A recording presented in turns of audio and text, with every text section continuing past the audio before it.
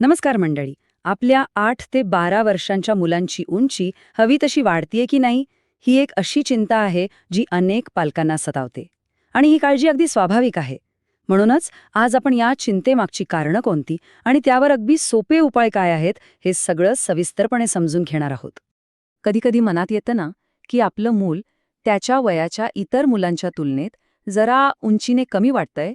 जर असा विचार कधी मनात आला असेल, तर मग ही माहिती आपल्यासाठी खूप महत्त्वाची ठरणार आहे. आणि जेव्हा ते आपल्या मित्रमैत्रिणींसोबत खेळायला जातं, तेव्हा इतरांपेक्षा लहान दिसतं का?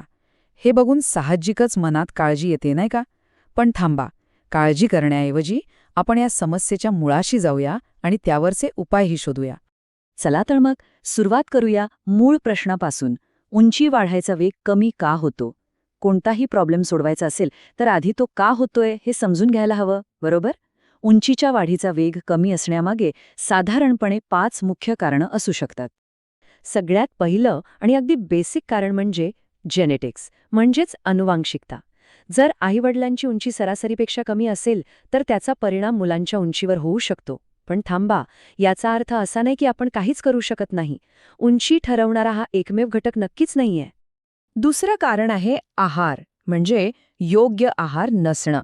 बघा, वाढत्या वयात मुलांच्या शरीराला ना एका चांगल्या इंधनाची गरज असते, विशेषतः प्रोटीन्स जे शरीरासाठी बिल्डिंग ब्लॉकसारखं काम करतात आणि कॅल्शियम जे हाडं मजबूत बनवतं.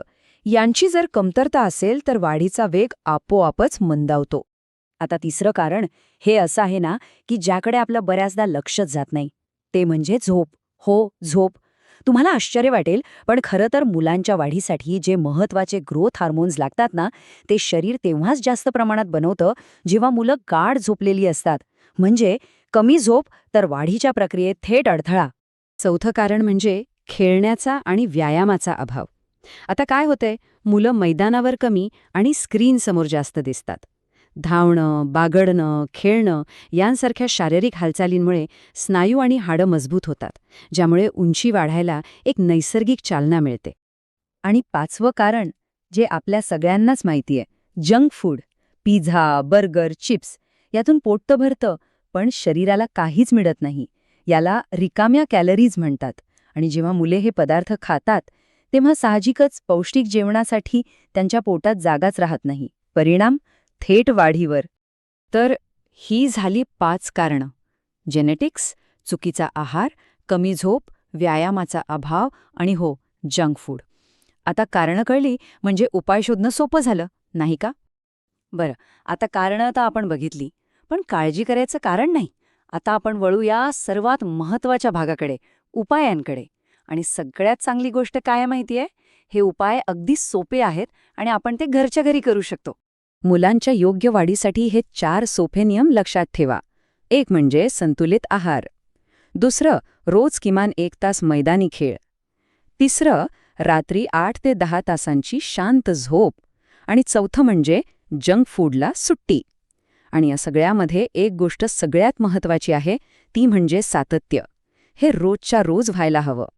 या 4 गोष्टींपैकी सगळ्यात महत्त्वाचा आहे तो म्हणजे आहार. चला, तर मग आता एक असा डाएट प्लॅन बघूया जो मुलांची उंची वाढवण्यासाठी एक प्रकारे मास्टर की ठरू शकतो. या तक्त्याकडे जरा बघा. दिवसाची सुरुवातच एनर्जीने व्हायला हवी, म्हणून दूध आणि भिजवलेले बदाम. नाश्ता पोटभरीचा आणि पौष्टिक हवा, त्यासाठी अंडी, पराठा, दही किंवा ओट्स उत्तम पर्याय आहेत. दुपारचं जेवण म्हणजे एकदम बॅलन्स थाळी, ज्यात चपाती, डाळ, भाजी आणि दही असेल. संध्याकाळच्या छोट्या भुकेसाठी फळं किंवा मोड आलेली कडधान्य घ्या. आणि रात्रीचं जेवण थोडं हलकं असू द्या आणि झोपण्यापूर्वी 1 कप दूध घ्यायला विसरू नका. म्हणजे बघा, या डाएट प्लॅनमधले हे सुपर हिरोज आहेत असं समजा. दूध देतं कॅल्शियम आणि प्रोटीन. अंडी आणि डाळींमधून मिळतं भरपूर प्रोटीन. तर हिरव्या पालेभाज्या आणि फळं म्हणजे विटॅमिन्स आणि मिनरल्सचा खजिनाच आहेत. त्यामुळे हे पदार्थ मुलांच्या रोजच्या जेवणात असायलाच हवेत. मागच्या भागात आपण उंची कशी वाढते यामागचं विज्ञान आणि त्यात आहाराची काय भूमिका असते हे समजून घेतलं. आज आपण पाहणार आहोत की हे ज्ञान प्रत्यक्षात कसं वापरायचं, म्हणजे नैसर्गिक वाढीला चालना देण्यासाठी एक संपूर्ण योजना काय असू शकते यावर आपण आज लक्ष देणार आहोत. तर मग सगळ्यात मोठा प्रश्न हाच आहे की शरीराच्या नैसर्गिक वाढीच्या क्षमतेचा पुरेपूर वापर कसा करायचा. चला तर आज आपण याच प्रश्नाचं उत्तर शोधूया. काही अगदी सोप्या पण तितक्याच प्रभावी उपायांमधून. चला सुरुवात करूया सगळ्यात महत्त्वाच्या भागापासून, तो म्हणजे व्यायाम. योग्य शारीरिक हालचाल हा खरं तर वाढीचा पायाच मानला जातो. मग बघूया नक्की कोणते व्यायाम यासाठी सगळ्यात जास्त फायद्याचे ठरतात. उंची वाढीसाठी प्रामुख्याने 4 व्यायाम प्रकार खूप प्रभावी मानले जातात. एक म्हणजे बारला लटकणे, दुसरं दोरीउड्या मारणे, तिसरं सायकलिंग आणि चौथं म्हणजे पोहणे. आता यातला प्रत्येक व्यायाम शरीराला एका वेगळ्या प्रकारे मदत करतो. कसा? चला सविस्तर पाहूया. तर पहिला व्यायाम आहे बारला लटकणे. हा दिसायला खूपच सोपा वाटतो, नाही का? पण गुरुत्वाकर्षणाच्या विरुद्ध जाऊन शरीर ताणण्याचा हा एक अत्यंत प्रभावी मार्ग आहे आणि याचा थेट परिणाम होतो आपल्या पाठीच्या कण्यावर. जेव्हा आपण असं लटकतो तेव्हा आपल्या पाठीच्या कण्यातील जे मणके असतात त्यांच्यावरचा दाब कमी होतो. यामुळे काय होतं की संपूर्ण कण्याला एक छान ताण मिळतो आणि उंचीवाढीसाठी एक आदर्श स्थिती निर्माण होते. आपला पुढचा व्यायाम आहे दोरीउड्या. हा तर एक उत्तम कार्डिओ व्यायाम आहे. यामुळे फक्त शरीरच सक्रिय राहत नाही, तर आपलं रक्ताभिसरण सुद्धा सुधारतं. आणि रक्ताभिसरण सुधारलं की हाडांपर्यंत आणि स्नायूंपर्यंत पोषक तत्वे जास्त प्रभावीपणे पोहोचतात. तिसरा प्रभावी व्यायाम म्हणजे सायकलिंग. आता सायकल चालवताना आपल्या पायांची सतत एक गोलाकार हालचाल होत असते, बरोबर? त्यामुळे होतं काय की पायांच्या खालच्या भागातले स्नायू आणि हाडं ताणली जातात आणि हे वाढीच्या प्रक्रियेला चालना देऊ शकतं. आणि चौथा, कदाचित सर्वोत्तम व्यायाम म्हणता येईल, तो म्हणजे पोहणे. पाण्यामध्ये असताना शरीरावर गुरुत्वाकर्षणाचा प्रभाव खूप कमी असतो. त्यामुळे शरीर कोणत्याही बाह्य दाबाशिवाय पूर्णपणे ताणलं जातं. हा एक प्रकारे संपूर्ण शरीराचा व्यायाम आहे. तर या सगळ्या व्यायामांमागे एकच ध्येय आहे: शरीर ताणणे आणि वाढीची नैसर्गिक प्रक्रिया सोपी करणे. सगळ्यात महत्त्वाचं हे आहे की यापैकी कोणताही एक व्यायाम निवडला तरी चालेल, पण तो नियमितपणे करायला हवा. पण या सगळ्यामध्ये एक गोष्ट सर्वात महत्त्वाची आहे आणि ती म्हणजे सातत्य. आठवड्यातून एकदा व्यायाम करून काहीच उपयोग नाही. रोज किमान 30 ते 45 मिनिटे शारीरिक हालचाल केली तरच शरीराला त्याचा खरा फायदा मिळू शकतो. व्यायाम तर महत्त्वाचा आहेच, पण उंची वाढणं ही काही केवळ शारीरिक प्रक्रिया नाहीये, ती एक मानसिक प्रक्रिया सुद्धा आहे. चला आता आपण वाढीमागची मानसिकता आणि योग्य दृष्टिकोन काय असायला हवा हे समजून घेऊया. इथे खूप महत्त्वाचा फरक समजून घ्यायला हवा. स्वतःची उंची मोजून आपली प्रगती तपासणं यात काहीच गैर नाही, उलट ते चांगलं आहे. पण सतत स्वतःची इतरांशी तुलना करणं हे मानसिक आरोग्यासाठी आणि पर्यायाने शरीराच्या वाढीसाठी हानिकारक ठरू शकतं.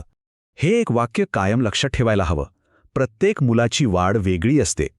प्रत्येकाची अनुवांशिकता वेगळी, शरीररचना वेगळी आणि त्यामुळे वाढीचा वेगही वेगळा असतो. त्यामुळे इतरांशी तुलना करणं हे पूर्णपणे टाळलेलंच बरं.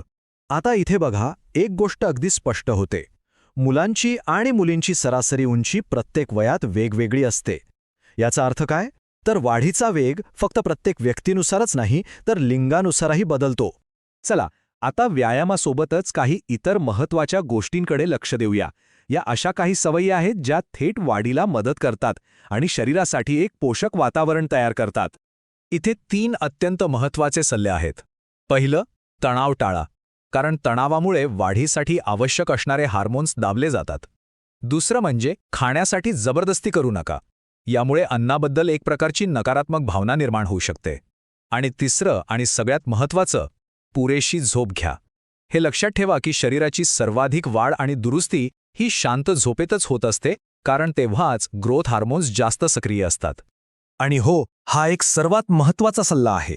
जर वाढीबद्दल काही गंभीर चिंता वाटत असेल किंवा वाढ खूपच खुंटल्यासारखी वाटत असेल, तर अशा वेळी स्वतःचं काही उपाय करण्याऐवजी थेट डॉक्टरांचा सल्ला घेणं हेच सर्वात योग्य ठरतं, कारण योग्य वैद्यकीय मार्गदर्शन खूप आवश्यक आहे. तर मग या सगळ्या चर्चेनंतर प्रश्न पडतो की निरोगी वाढीचं रहस्य नक्की काय आहे? खरं तर हे कोणतीही एक जादुई गोळी किंवा औषध नाहीये, तर आपण आत्तापर्यंत पाहिलेल्या सर्व गोष्टींचा हा एक योग्य मिलाफ आहे. चला अंतिम निष्कर्ष पाहूया. तर निरोगी वाढीचे हे 3 मुख्य आधारस्तंभ लक्षात ठेवा. एक म्हणजे नियमित व्यायाम, दुसरं म्हणजे सकारात्मक आणि तुलना न करणारी मानसिकता, आणि तिसरं म्हणजे पुरेशी झोप आणि तणावमुक्त जीवनशैली. या तिन्हींचा समतोल साधणं हीच खऱ्या अर्थाने निरोगी वाढीची गुरुकिल्ली आहे. आणि आता जाता जाता एक विचार करण्यासारखा प्रश्न. निरोगी वाढीच्या दिशेने पहिलं पाऊल म्हणून आजपासून असा कोणता एक छोटा पण सकारात्मक बदल आहे जो आपण आपल्या जीवनशैलीत आणू शकतो? यावर नक्की विचार करा. तुम्हाला अजून कोणत्या विषयावर व्हिडिओ हवा असल्यास कमेंट करून नक्की सांगा. आणि अशाच व्हिडिओसाठी लाईक, शेअर आणि सबस्क्राईब करा. भेटूया पुढच्या व्हिडिओत.